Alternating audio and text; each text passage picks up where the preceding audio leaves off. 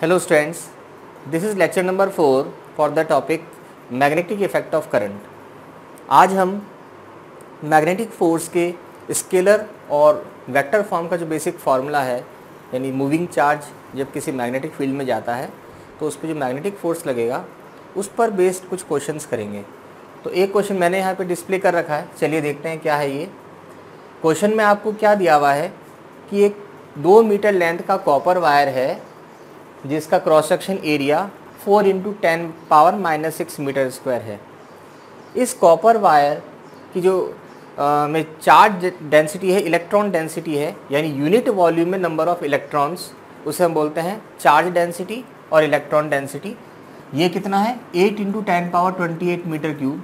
ये आपको दिया हुआ है, यूनिट वॉल्यूम में इतने चार्ज हैं, इतने नंबर ऑफ इलेक्ट्रॉन्स हैं। ये वायर एक मैग्नेटिक फील्ड में रखा है जिसकी वैल्यू 1 गाउस है, और 1 गाउस का मतलब हमें पता है 10⁻⁻4 टेस्ला होता है। तो हमने यहाँ पर CGS से ऐसा ही सिस्टम में इसको कन्वर्ट कर लिया है। इस वायर पर जो मैग्नेटिक फोर्स लग रहा है चार्ज पर, इस वायर में जो चार्ज फ्लो हो रहा है यानी करंट फ्लो होगा तो चार्ज फ्लो होगा, तो चार्ज फ्लो होने पर जो उसमें फोर्स लगेगा उसकी वैल्यू दे रखी है 16 × 10⁻⁻2 न्यूटन। और आपको ये दिया हुआ है कि ये चार्ज मैग्नेटिक फील्ड के परपेंडिकुलर है। यहाँ पर मैग्नेटिक फील्ड अंदर की ओर है, तभी हमने इसको क्रॉस से मेंशन किया है। तो क्रॉस का मतलब है कि जो मैग्नेटिक फील्ड है वो इस प्लेन के परपेंडिकुलर अंदर की ओर है, ठीक है। और चार्ज यानी मान लीजिए करंट यहाँ पर ऊपर की ओर फ्लो होगा तो हम मान सकते हैं कि पॉजिटिव चार्ज नीचे की ओर होगा, या करंट नीचे की ओर फ्लो होगा तो पॉजिटिव चार्ज ऊपर की ओर फ्लो होगा। दोनों ही केस में चार्ज तो इस लाइन के अलॉन्ग फ्लो हो रहा है, मैग्नेटिक फील्ड अंदर की ओर है, यानी दोनों के बीच का एंगल कितना है 90 डिग्री है। तो यहाँ पर V और B के बीच का एंगल 90 डिग्री है, यानी θ = 90 डिग्री है। आपको निकालना है स्पीड ऑफ चार्ज, किस स्पीड से चार्ज इसमें फ्लो करेगा, ठीक है। अगर उस पर इतना फोर्स लग रहा है तो हमें, अगर अब इक्वेशन की बात करें तो हमारे पास जो फार्मूला है मैग्नेटिक फोर्स का वो है QVB sin θ। इसमें थीटा आपको दिया हुआ है, मैग्नेटिक फील्ड दिया हुआ है, मैग्नेटिक फोर्स दिया हुआ है, V आपको निकालना है, बट चार्ज की वैल्यू नहीं दे रखी है। तो चार्ज की वैल्यू यहाँ पर हमें निकालनी पड़ेगी। तो पहले हमें चार्ज फाइंड आउट करना पड़ेगा कहीं से। अगर इसमें total number of electrons N होते हैं, suppose let the total number of electron in this copper wire is N, तो उस पर चार्ज कितना होगा Ne, number of electrons multiply by charge on 1 electron. अब टोटल नंबर ऑफ इलेक्ट्रॉन कैसे निकालेंगे? इलेक्ट्रॉन डेंसिटी को, यानी यूनिट वॉल्यूम में नंबर ऑफ इलेक्ट्रॉन्स को टोटल वॉल्यूम से मल्टीप्लाई कर देंगे। तो टोटल वॉल्यूम इसका कितना होगा भाई? ये तो है number of electrons per unit volume into total volume. Volume means area into length. इसका एरिया A पता है, लेंथ पता है L, तो एरिया को लेंथ से मल्टीप्लाई कर दो तो आपको मिल जाएगा टोटल वॉल्यूम। अब सारी वैल्यूज़ यहाँ पर पुट कर देते हैं। 8 × 10⁻28 इंटू एरिया कितना है 4 × 10⁻⁻6 इंटू लेंथ है 2, और चार्ज कितना है 1.6 × 10⁻⁻19। तो इसको अगर हम सॉल्व करेंगे, मैं आपको डायरेक्ट आंसर बता रहा हूँ, बट आपको इसको सॉल्व करना है, कॉपी नहीं करना है, बिकॉज मुझे यहाँ पर छूट मिल जाएगी बट आपको नहीं मिलेगी। एग्ज़ाम में आपको कैलकुलेटर नहीं मिलेगा, you will have to calculate at your own without using calculator, ठीक है ना। तो आपको कैलकुलेशन करनी है, और फिज़िक्स में जितनी कैलकुलेशन करोगे, अपने हाथ से क्वेश्चंस को निकालोगे, आंसर मिलाओगे, उतना ही ज़्यादा कॉन्फिडेंस बढ़ेगा और सब्जेक्ट की अंडरस्टैंडिंग भी बढ़ेगी, ठीक है। तो इसकी जो वैल्यू आ रही है वो आ रही है 1.024 × 10⁵ कूलम।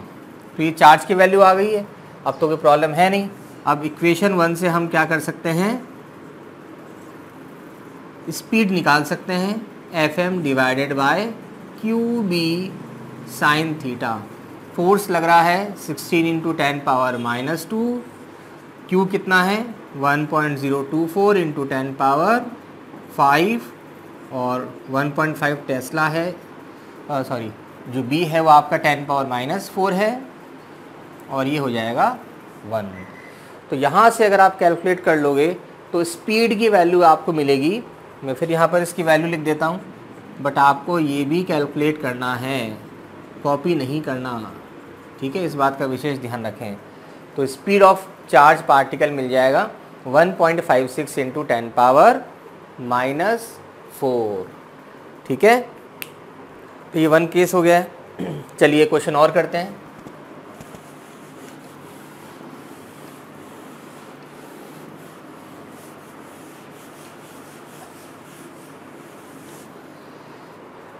नेक्स्ट क्वेश्चन में आपको क्या गिवन है कि किसी रीजन में जो मैग्नेटिक फील्ड है वो है YI प्लस XJ, और इस रीजन में एक चार्ज पार्टिकल, कोई पॉजिटिव चार्ज पार्टिकल है, वो इस स्पीड से जा रहा है XI प्लस YJ, ठीक है। पार्टिकल पे चार्ज कितना है, प्लस Q है। तो आपको फाइंड करना है, फाइंड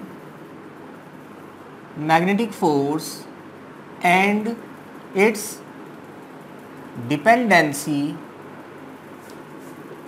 ऑन कोऑर्डिनेट्स, यानी मैग्नेटिक फोर्स क्या होगा और उसकी इन XY कोऑर्डिनेट्स पर कैसी डिपेंडेंसी है, वो इन X और Y कोऑर्डिनेट्स पे डिपेंड कैसे करेगा, अगर करेगा तो। तो यहाँ पर देखिए आपको पता चल रहा है कि B XY पे डिपेंड कर रहा है, वेलोसिटी भी XY पे डिपेंड कर रही है। इसका मतलब ये नॉन यूनिफॉर्म मैग्नेटिक फील्ड है, क्योंकि कोऑर्डिनेट चेंज करने पर मैग्नेटिक फील्ड चेंज हो रहा है। It depends upon the coordinate, it means the magnetic field is not constant, it vary from place to place. Similarly speed भी इसकी वेरिएबल है। लेकिन एनी हाउ जो सिंपल हमारे पास में स्टैंडर्ड फार्मूला है वेक्टर फॉर्म में मैग्नेटिक फोर्स का, वो क्या होता है, Q into V cross B होता है। तो अब यहाँ पर V और B की वैल्यू पुट कर देते हैं, XI plus YJ cross YI plus XJ, ठीक है। अब पहले इस फर्स्ट टर्म को इन दोनों से मल्टीप्लाई करेंगे, फिर सेकंड टर्म को इन दोनों से मल्टीप्लाई करेंगे, ठीक है। तो फर्स्ट को फर्स्ट से करें तो ये मिल जाएगा XY, ब्रैकेट में आएगा I क्रॉस J, फिर फर्स्ट को सेकंड से करें तो x स्क्वायर I क्रॉस, यहाँ पर आएगा आपका x into y, I cross I, second में आएगा I क्रॉस J, ओके। और अब हम क्या करेंगे, इसको इससे मल्टीप्लाई करेंगे तो ये मिल जाएगा y into y, y square J cross I plus y into x, x y J cross J। तो हमें पता है कि किसी भी वेक्टर का खुद के साथ में वेक्टर प्रोडक्ट ज़ीरो होता है, तो I क्रॉस I ज़ीरो हो जाएगा, similarly J cross J zero हो जाएगा, ठीक है। तो ये ज़ीरो हो गया है, plus x square I cross J, I J K में साइक्लिक रिलेशन होता है, यानी अगर क्लॉकवाइज डायरेक्शन में चलें तो किसी दो सीक्वेंसली अगर चले तो दो वेक्टर का क्रॉस प्रोडक्ट तीसरे के बराबर होगा यूनिट वेक्टर में। तो I क्रॉस J सीक्वेंस में चल रहे हैं तो इसकी वैल्यू आएगी K कैप, यानी K vector plus y square.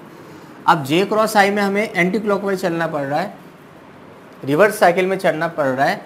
तो ऐसी कंडीशन में जब रिवर्स साइकिल या एंटी क्लॉकवाइज डायरेक्शन में चलते हैं तो किन्हीं दो वेक्टर के वेक्टर प्रोडक्ट क्या होगा, थर्ड वेक्टर के साथ माइनस साइन लगा देंगे, ये हो जाएगा।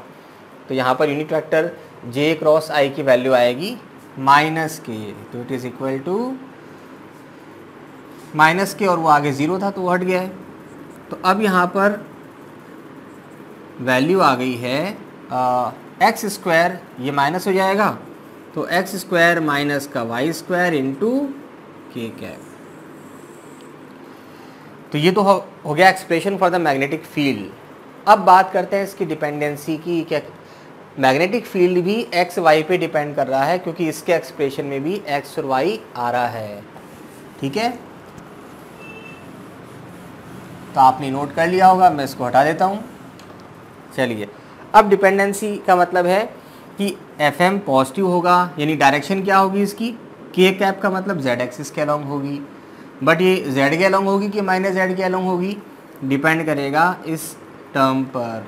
अगर ये पॉजिटिव है, पॉजिटिव होने का मतलब x is more than y है, तो कंडीशन लगाते हैं when x is more than y then magnetic force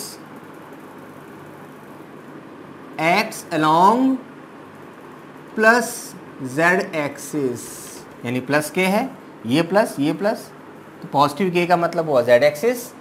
similarly if x is less than y, अगर x की वैल्यू y से छोटी है तो उस कंडीशन में क्या होगा भाई, ये टर्म नेगेटिव हो जाएगा और माइनस क्या आ जाएगा आगे यहाँ पर, minus Q this term into के, यानी ऐसी कंडीशन में मैग्नेटिक फोर्स की डायरेक्शन क्या होगी,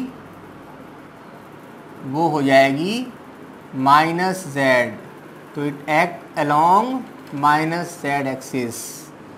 और थर्ड केस और देख लेते हैं, if x is equal to y, अगर x और y की वैल्यू सेम है, यानी x और y दोनों कोऑर्डिनेट्स की वैल्यू सेम है, तो यहाँ से पता चल रहा है कि FM विल बी 0, यानी वो सारे पॉइंट जिस पर x और y कोऑर्डिनेट सेम है उन पॉइंट्स पर क्या होगा, मैग्नेटिक फोर्स 0 होगा। तो अगर हमें कहा जाए कि ग्राफ से मेंशन करो वो रीजन जहाँ पर मैग्नेटिक फोर्स 0 होगा, तो हम इजीली ड्रॉ कर सकते हैं।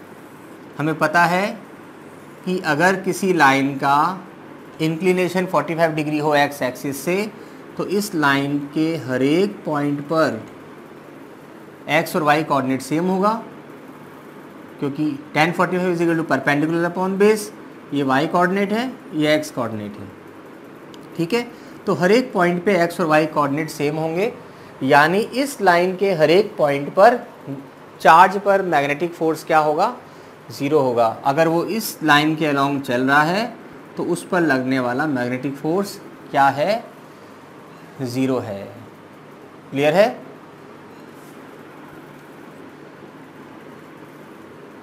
चलिए अब नेक्स्ट क्वेश्चन पे आते हैं। नेक्स्ट क्वेश्चन को मैं थोड़ा सा ब्रीफ कर देता हूँ। आपको क्या दे रखा है, आपको दे रखा है कि एक हॉरिजॉन्टल डायरेक्शन में south to north magnetic field है जिसकी वैल्यू 1.5 टेस्ला है। हॉरिजॉन्टल डायरेक्शन में साउथ टू नॉर्थ, तो हमने सपोज मान लीजिए माना कि ये हॉरिजॉन्टल डायरेक्शन है, ये साउथ है, ये नॉर्थ है। तो साउथ से नॉर्थ की ओर ये मैग्नेटिक फील्ड हुआ है जिसकी वैल्यू 1.5 टेस्ला है। इसमें नीचे की ओर, इस रीजन में नीचे की ओर प्रोटॉन गिर रहा है वर्टिकली डाउनवर्ड डायरेक्शन में with energy 5 mega electron volt. तो एक प्रोटॉन पार्टिकल है, वो इस एनर्जी के साथ नीचे गिर रहा है इस मैग्नेटिक फील्ड में। तो 5 मेगा इलेक्ट्रॉन वोल्ट को हम जूल में कन्वर्ट कर लेंगे by multiplying this 1.6 into 10 power -13। -13 रखेंगे बिकॉज मेगा का 10 पावर 6 हो जाएगा, वो इस 10 पावर -19 से कैंसिल हो गए, 10 पावर -13 रिजल्ट दे देगा। तो ये हो गया kinetic energy in terms of joule SI unit. तो आपको फाइंड क्या करना है, we have to find FM in magnitude and direction. तो इस पर जो मैग्नेटिक फोर्स लगेगा उसका मैग्नीट्यूड और डायरेक्शन दोनों निकालना है। तो इसको समझने के लिए हम थोड़ा सा 3D व्यू बना लेते हैं। तो सपोज़ ये माना हमने साउथ टू नॉर्थ डायरेक्शन है और ये क्या है, ईस्ट और वेस्ट। साउथ नॉर्थ ये होगा तो ईस्ट वेस्ट ये होगा, नीचे की ओर प्रोटॉन ऐसे गिर रहा है, ठीक है। तो ये प्रोटॉन है जिसका चार्ज प्लस की हुआ है, ये नीचे की ओर गिर रहा है विद वेलोसिटी v वेक्टर।